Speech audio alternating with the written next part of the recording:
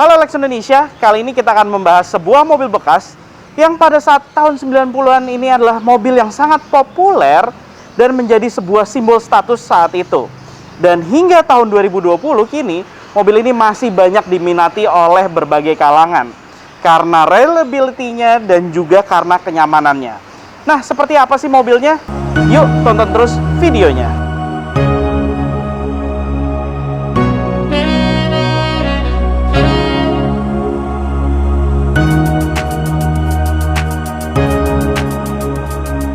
Secara desain, W124 ini sebenarnya memiliki perubahan desain yang signifikan dibanding generasi sebelumnya, yaitu adalah W123 alias Mercy Tiger. Di mana penampilannya berubah total di sini, tapi yang tetap dipertahankan oleh Mercedes-Benz menjadi sebuah identitasnya adalah mulai dari bagian lampu sen, kemudian juga di bagian grillnya ini, yang mana Anda langsung mengetahui bahwa ini adalah Mercedes-Benz. Model lampu yang mengotak, grillnya, kemudian dengan logo 3 bintangnya ini membuat menjadi ciri khas dari Mercedes-Benz. Dan di 300e ini Anda bisa lihat bahwa dia dilengkapi dengan fitur wiper lampu di bagian depan ini. Namun perlu saya ingatkan, wiper lampu ini adalah fitur yang menjadi standar hanya untuk 300e yang bertransmisi otomatis. Jadi ini juga bisa menjadi indikator bagi Anda apabila Anda membeli sebuah 300e di tahun 90-an bertransmisi otomatis tapi tidak mendapatkan wiper lampu, patut dipertanyakan karena banyak sekali orang yang melakukan perubahan dari transmisi manual menjadi transmisi otomatis. Kemudian konfigurasi lampunya sendiri di sini adalah lampu utama dan juga menyatu dengan lampu dim karena menggunakan bohlam H4 serta lampu kecil di sini, dan bagian tengah ini adalah lampu fog lamp. Jadi dia model fog lampnya menyatu dengan di bagian headlampnya. Kemudian di bagian grillnya ciri khas dari Mercedes-Benz dengan warna chrome seperti ini, yang membuat penampilannya memang terlihat mewah di saat itu, dan ada logo 3 bintang yang seperti saya sebutkan tadi. Dan di bagian bawahnya sendiri, bumpernya memang modelnya sangat minimalis sekali di sini. Namun memang walaupun begitu membuat mobil ini memiliki karakter mewah dari Mercedes-Benz. Nah, sekarang kita sampai di bagian mesinnya. Untuk di pasar tanah air sendiri, sebenarnya W124 ini hadir dalam beberapa varian yang bisa Anda pilih. Mulai dari 200, 200e, 230e, dan juga 300e. Namun yang kita akan bahas kali ini adalah versi 300e yang menjadi varian tertinggi yang dijual secara resmi di tanah air. Mesin berkode M103 ini memiliki kapasitas 3000 cc, 12 valve, yang mampu menghasilkan tenaga 185 dk dengan torsi 260 Nm. Dan tenaganya itu disalurkan ke roda belakang karena memang mobil ini berpenggerak rear wheel drive, tapi memang sebenarnya ada versi all wheel drive-nya dan tidak hadir di tanah air. Dan disalurkan ke roda belakangnya ini dengan 2 pilihan transmisi. Ada transmisi otomatis konvensional 4 percepatan dan juga transmisi manual 5 percepatan. Anda bisa lihat penampilan ruang mesinnya, dan memang mesin ini juga sebenarnya digunakan di beberapa varian Mercedes-Benz lainnya. Selain itu, untuk sistem keselamatannya, sistem pengeremannya sudah dilengkapi dengan ABS sebagai standarnya di tahun 90-an ini. Tiba kita di bagian sampingnya. Dan yang di samping kami ini adalah versi facelift pertama kali dari W124, di mana perubahannya itu adalah terjadi di bagian panel bawahnya. Iya, disinilah pertama kali W124 mendapatkan molding di bagian bawah dengan 2 warna. Jadi kombinasi 2 warna yang membuat penampilannya memang cukup unik di sini, serta dia mendapatkan list chrome di bagian panelnya, yang memang membuat mobil ini pun juga terlihat lebih elegan, di mana sentuhan list chrome itu juga hadir pada bagian handle pintunya. Dan facelift pertama kali ini hadir pada tahun 1989. Kemudian Anda bisa lihat list chrome-nya pun ini juga menyambung hingga ke bumper belakang serta ke bumper bagian depannya. Dan yang paling unik di sini adalah model kaca spionnya. Mungkin Anda langsung mengetahui bahwa model kaca spionnya sendiri lebih melebar di bagian samping, sedangkan di bagian sebelah kiri modelnya lebih mengotak. Jadi memang tidak sama antara sisi kanan maupun juga sisi kirinya. Selain itu, di bagian samping ini velg standarnya dia adalah ukuran 15 inci dengan berbagai model yang bisa Anda pilih pada saat Anda membeli mobil ini. Dan untuk transmisi manual malahan Anda tidak mendapatkan velg alloy, melainkan velg kaleng yang ditutup dengan sebuah dop. Untuk bannya sendiri dia dibalut dengan ban ukuran 195/65 standarnya. Dan sistem pengeremannya dia sudah mendapatkan disc brake pada bagian depan serta di bagian belakangnya. Dan bisa dilihat secara desain, mobil ini memiliki desain yang terbilang sangat unik pada saat itu, memberikan kesan yang tegas dengan garis-garis yang tegas. Anda bisa lihat yang mana sebenarnya desain ini pun juga diberikan kepada beberapa varian Mercedes-Benz lainnya yang di atasnya maupun di bawah dari seri W124 ini. Untuk penampilan di bagian belakang, W124 ini adalah penerus dari W123 alias yang disebut sebagai Mercy Tiger, di mana penampilannya sangat berubah dengan total, tapi memang model lampunya masih model tangga, hanya lampu secara keseluruhannya yang berubah bentuknya, yang tidak lagi memanjang melainkan lebih melebar. Selain itu Anda bisa lihat di sini dengan konfigurasi lampu sen, kemudian lampu mundur, lampu rem, lampu senja, dan juga ada lampu fog lampnya. Kemudian Anda bisa lihat di sini, desain bagasinya pun juga berubah total dibanding generasi sebelumnya. Itu dikarenakan untuk membuat akses ke bagian bagasinya jauh lebih lega dan juga lebih mudah untuk memasukkan barang. Nanti akan saya perlihatkan.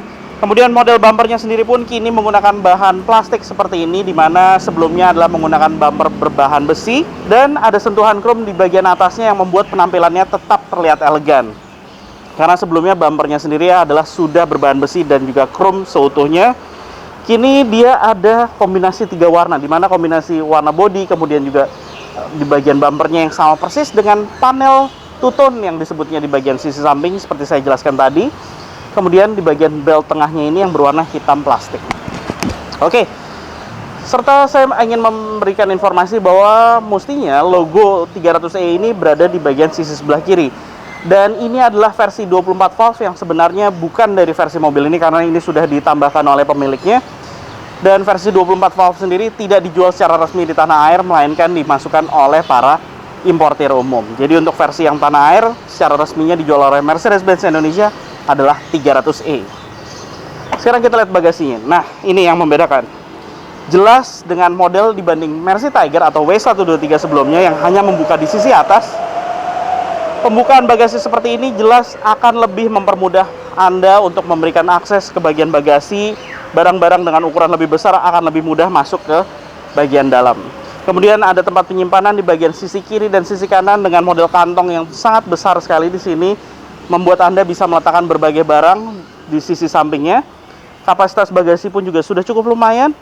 Dan di bagian bawahnya sendiri pun juga ada tempat penyimpanan untuk ban serep, di mana tempat penyimpanan ban serepnya sendiri ini biasanya bermacam-macam modelnya. Jadi untuk ban serepnya ada yang masih menggunakan velg kaleng, ada yang juga menggunakan velg yang sama persis dengan keempat rodanya, karena memang opsi ini bisa Anda pilih saat Anda membeli mobil ini dalam keadaan baru.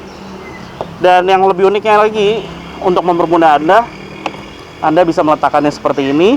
Dan di sini ada tempat penyimpanan untuk dongkrak, kemudian toolkit di bagian tengah dari ban serepnya, serta di sini pun juga Anda bisa ada easy access untuk ke bagian toolkitnya. Oke, sekarang kita ada di bagian interior dari Mercedes-Benz W124, di mana ini adalah versi facelift pertama, di mana facelift pertama itu mengalami perubahan di bagian dashboard dan juga door trimnya, yaitu adalah penambahan panel wood di bagian bawah dashboardnya ini yang modelnya kayu tanam, serta di bagian door trimnya juga model kayu tanam, karena sebelumnya panel wood itu hanya hadir di bagian konsol tengah saja. Sekarang kita bicara mulai dari fiturnya terlebih dahulu di konsol tengah. Nih, di konsol tengahnya sendiri, mobil ini walaupun mobil tahun 90-an, dia udah banyak sekali fitur-fiturnya. Mulai dari defogger kaca belakang, kemudian juga pelipatan headrest belakang yang bisa difungsikan secara elektrik dari sini untuk menambah penglihatan ke belakang, kemudian tombol hazard. Di sini dia juga sebagai standarnya khusus untuk 300e sudah dilengkapi dengan kray elektrik untuk kaca belakangnya. Dan di sebelahnya ini ada lagi tombol untuk menyalakan lampu kabin belakang.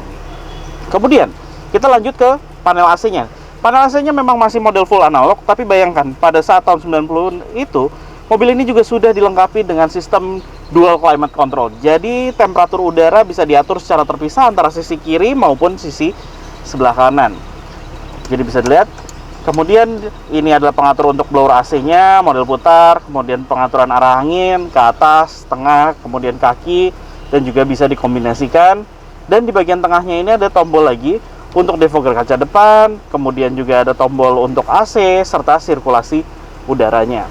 Di bawahnya untuk head unit, sebenarnya mobil ini pada saat pertama kali hadir, yang kami tahu bahwa head unitnya itu adalah lahir sebagai opsional. Jadi pada saat Anda membeli mobil ini dulunya di zaman barunya, Anda dipertanyakan apakah ingin menambah head unit atau tidak, karena memang pada saat mobil ini dijual belum dilengkapi dengan head unit. Lanjut, ini ada asbak di bagian tengah dengan soket 12 volt. Dan untuk transmisinya, ini adalah transmisi otomatis khas dari Mercedes-Benz yang modelnya sudah shift gate seperti ini.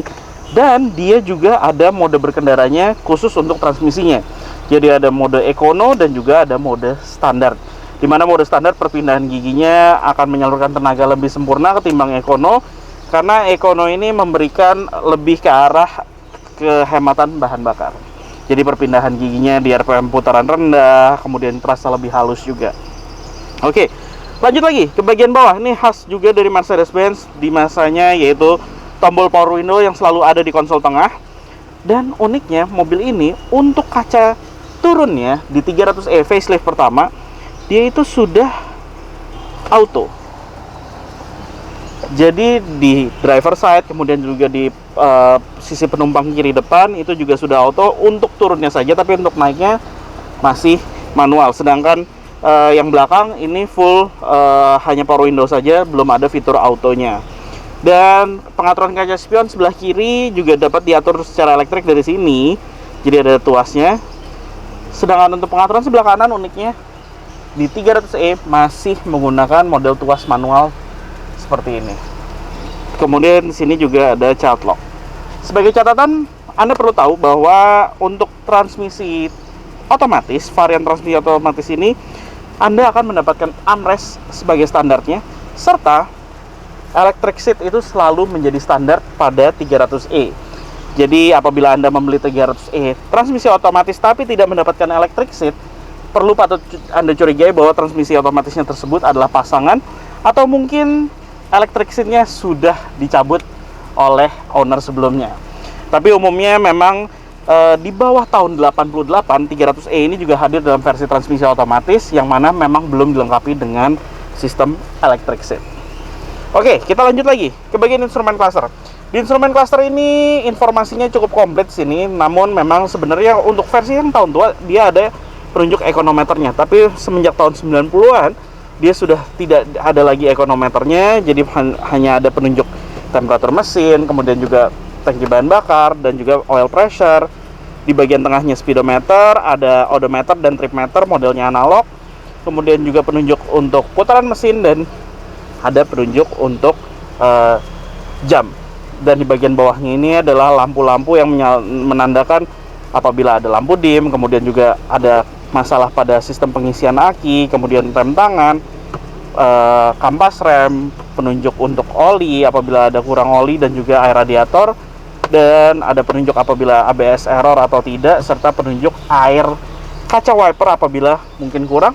Dan yang paling unik adalah mobil ini juga bisa memberikan informasi kepada Anda apabila bohlam dari salah satu lampu di bagian eksterior Anda ada yang mati, ditunjukkan di bagian speedometernya. Lanjut lagi ke bagian kanan. Nah, di bagian kanan ini ada tuas untuk menyalakan lampu utama, di mana di sini juga untuk menyalakan lampu utamanya sama seperti W202, Anda hanya tinggal menarik untuk menyalakan fog lamp depan serta bagian belakang, serta dia juga dilengkapi dengan fitur parking lamp. Di sini pun juga ada pengaturan untuk ketinggian serta kerendahan dari lampu utama.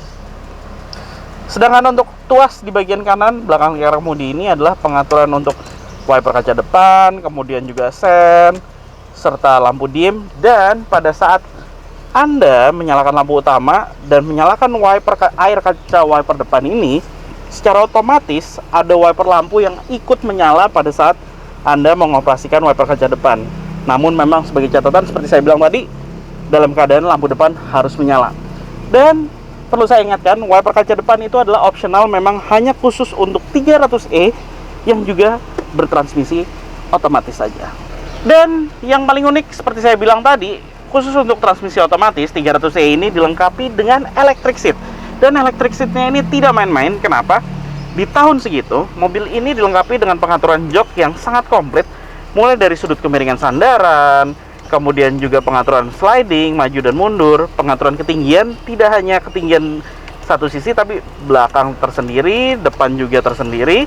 Dan kerennya lagi, headrestnya pun juga elektrik. Bayangkan, ini benar-benar keren banget untuk di tahun 90-an dan hadir pada sebuah Mercedes-Benz E-Class. Selain itu memang cukup disayangkan, memang mobil ini tidak dapat diatur lingkar kemudinya karena memang sebenarnya ada versi yang di atasnya, yaitu versi Sportline. Cukup jarang unitnya, di mana Anda mendapatkan fitur teleskopik. Bukan tilt steering tapi teleskopik, jadi setirnya bisa dimaju mundurkan, dan juga Anda mendapatkan fitur cruise control. Tapi untuk 300e biasa ini Anda belum bisa mendapatkannya. Oke, sekarang kita ke bagian atas. Nah, di bagian atas ini Anda mendapatkan sun visor lengkap dengan cermin dan juga lampu penerangan. Terus lampu penerangan kabin di bagian depan, ada reading light, serta lampu pengingat untuk seat belt. Sebenarnya di bagian bawah sini ada yang menyala apabila Anda belum menggunakan seat belt. Dia memberi peringatan.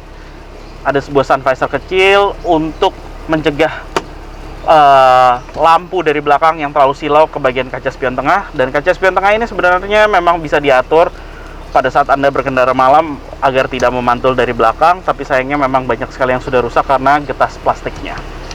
Dan selain itu, saya lupa mengatakan bahwa seatbelt dari mobil ini di bagian depan bisa diatur ketinggiannya untuk memberikan kenyamanan kepada Anda pada saat Anda menggunakan seatbelt mengikuti postur tubuh Anda.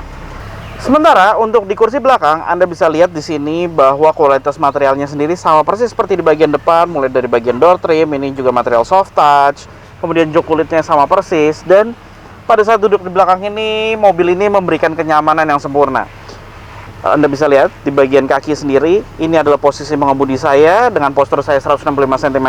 Saya masih mendapatkan legroom yang lega, kemudian juga paha tertopang dengan baik dari jok bagian bawahnya. Sudut kemiringan sandarannya pun juga pas, tidak terlalu rebah, tidak terlalu tegap di sini, dan headrestnya pun dapat diatur sesuai keinginan Anda. Selain itu, jok belakangnya ini empuk sekali memang pada mobil ini. Dan headroomnya sendiri Anda bisa lihat, headroomnya sangat lega pada mobil ini. Anda bisa lihat, serta duduk di bagian belakang ini juga bisa diisi oleh 3 orang penumpang secara sekaligus. Tapi memang untuk penumpang di bagian tengah hanya mendapatkan seatbelt 2 titik, sedangkan penumpang di sisi kiri dan kanan sudah mendapatkan seatbelt 3 titik sebagai standarnya.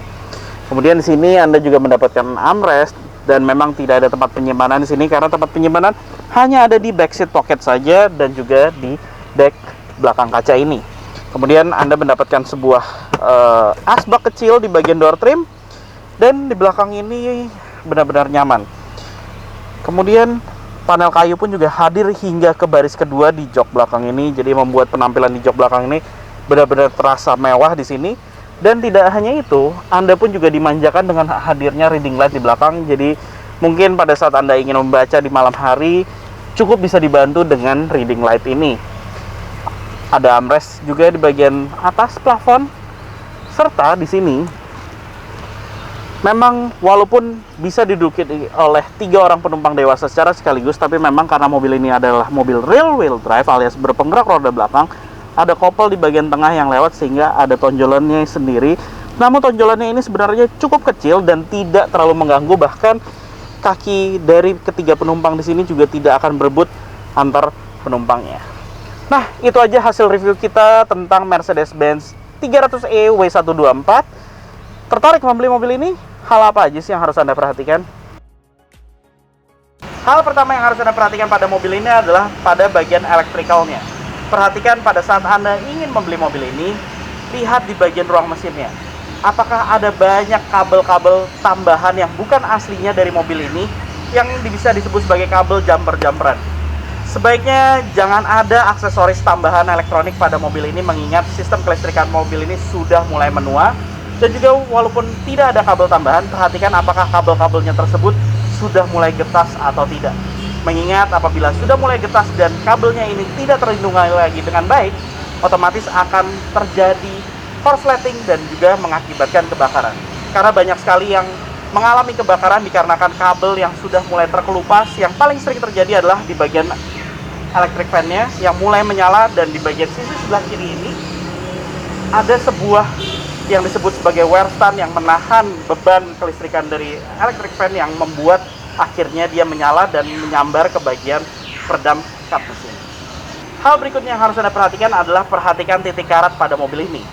Yang paling sering terjadi adalah mulai dari di bagian dek aki di bagian sebelah kiri depan, kemudian dek di bawah kaki dari bagian penumpang dan juga bagian pengemudi yang paling sering mulai rontok dan akhirnya hingga berlubang di bagian lantainya, yang umumnya terjadi di bagian bawah pedal gas dan juga di bagian sisi sebelah kiri. Selain itu di bagian belakang, di kaca belakang, di sisi bawah kaca belakang mulai juga berkarat dan akhirnya bolong ke bagian bagasi dan mengalami kebocoran. Dan ditambah lagi di bagian bagasinya sendiri pun di bagian kantong-kantong sisi kiri dan kanan yang juga mulai banyak mengalami karat hingga berlubang besar. Kemudian, hal yang harus Anda perhatikan berikutnya adalah transmisi otomatisnya. Memang mobil ini dilengkapi dengan transmisi otomatis yang masih sangat konvensional sekali. Namun, karena usianya yang sudah terbilang tua, sebaiknya Anda melakukan test drive bagaimana perpindahan giginya, bagaimana kickdown-nya.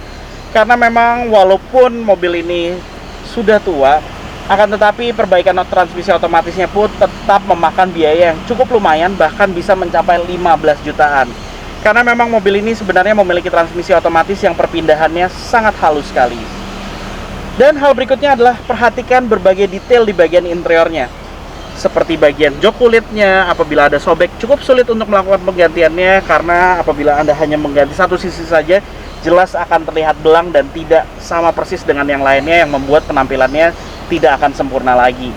Selain itu juga perhatikan di bagian speedometernya, karena banyak sekali yang mulai mengalami masalah, yaitu di sling speedometernya yang membuat Anda tidak bisa membaca kecepatan dari mobil ini, serta odometernya pun tidak lagi berjalan. Nah, jadi itulah hal-hal yang harus Anda perhatikan saat ingin membeli sebuah Mercedes-Benz W124 facelift pertama kali atau 300e seperti ini. Bicara soal pajaknya, mobil ini memiliki beban pajak per tahunnya adalah sekitar 1 jutaan. Sedangkan untuk harga pasarannya sendiri, mobil ini sangat beraneka ragam.